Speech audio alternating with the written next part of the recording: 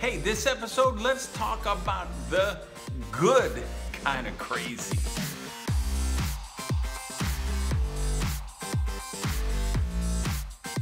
Hey guys, Randy Gage here. Welcome to another episode of Prosperity TV. As you can see, I'm in Miami where I got another kitchen table convo. And I want this episode to talk about craziness. So let's begin with a core foundational premise that everything we're going to talk about this week is based on. And that is, most of the people in the world are crazy. And I don't mean just crazy, I mean bad crazy. They're just bad crazy. All right? Think about, you say, well, people, you remember in which book was it? Was it the Risky Book or the Mad Genius? I think it was a Risky Book, where I talk about the secret society of people who run the world, meaning, you know, the conventional wisdom.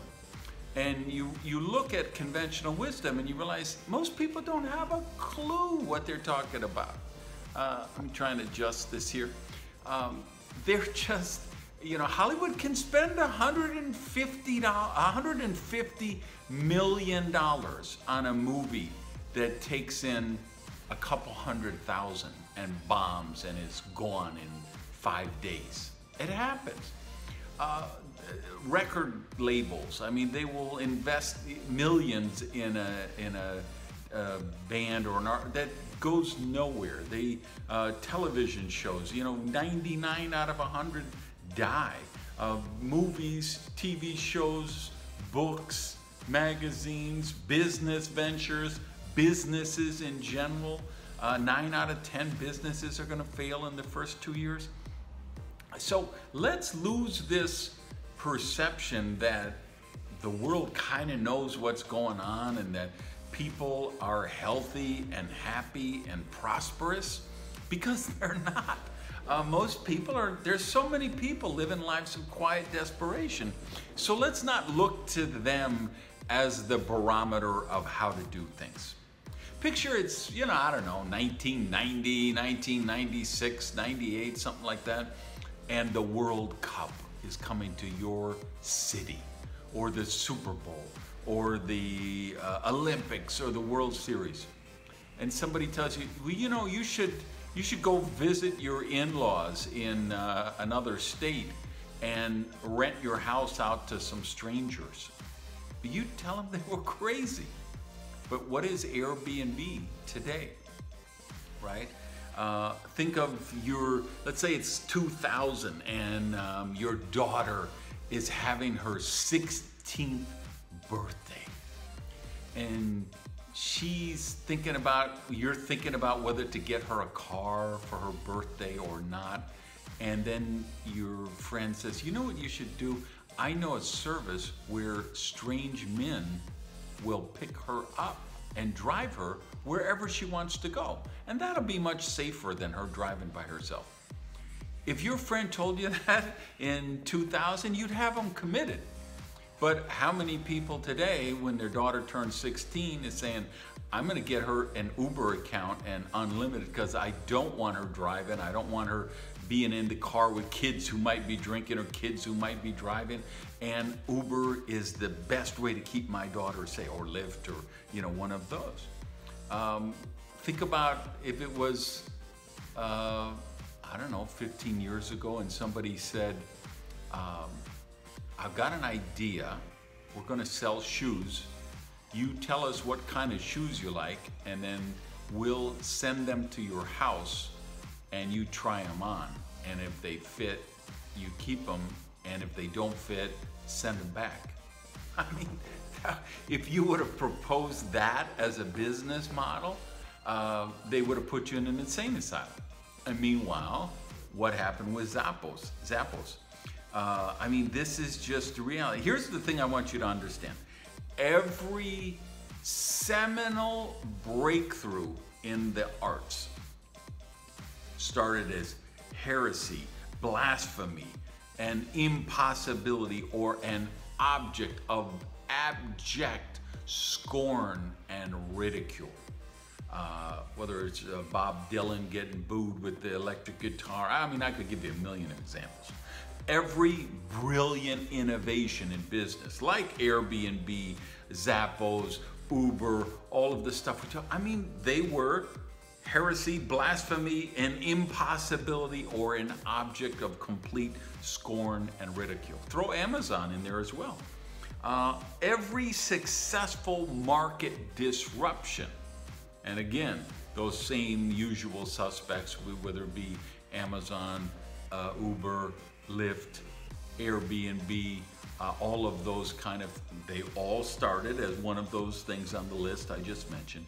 And I would take it further and say every advancement in human development has started as heresy, blasphemy, considered an impossibility, or it began as an object of just abject scorn or ridicule.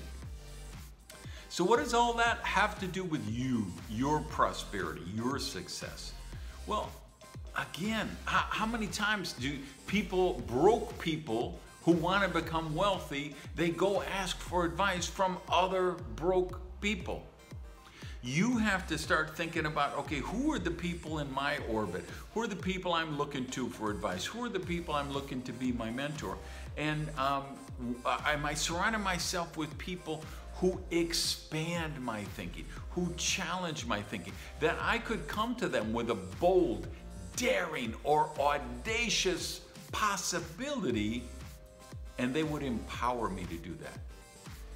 And you know, why I bring this up is I see so many people are so afraid of ridicule, so afraid of being laughed at. I was trying to think of the terms to use for this, and I was, you know, trying to think of like what's a noun you would use to describe some object of scorn or ridicule.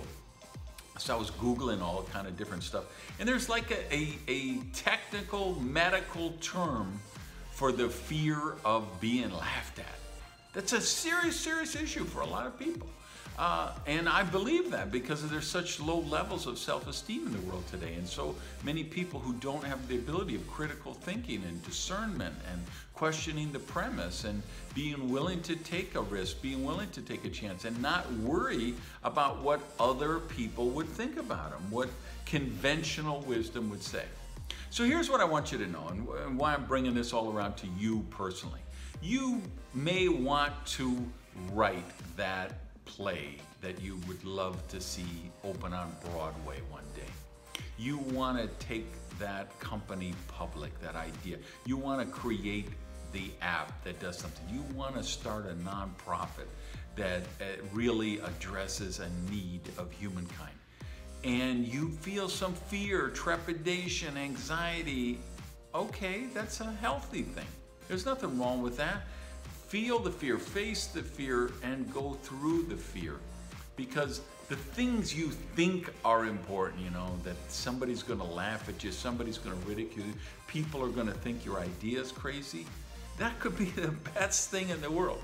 Because remember, if it's conventional wisdom, it's a safe bet, it's mediocrity, right? So now here's the thing, you may have an idea and it may be a dumb idea, okay? That happens, it's okay to have dumb ideas, right? So if you're saying, I know I'm gonna be a next billionaire, I've got this idea for bus benches in Bosnia. Okay, great, run it by some intelligent people, run it by some discerning people, run it by people who care enough about you and love you enough to tell you the truth, and they want the best for you. And you may get the advice that, you know what, that idea is really not a viable idea, and that may be good advice, and it may not be. But it's okay to have stupid ideas. It's okay to have bad ideas. It's okay to have ideas that fail, because that's the nature of ideas, is you sort through them and you find which are the ideas that are viable, which are the ideas that show promise and development and will take you further to where you want to go, and those are the ideas you want to pursue. Last thing I'll tell you on this.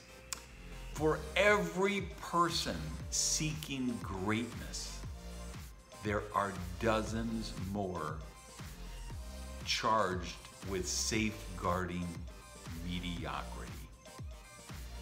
Don't you dare let those people's limitations become yours. Peace.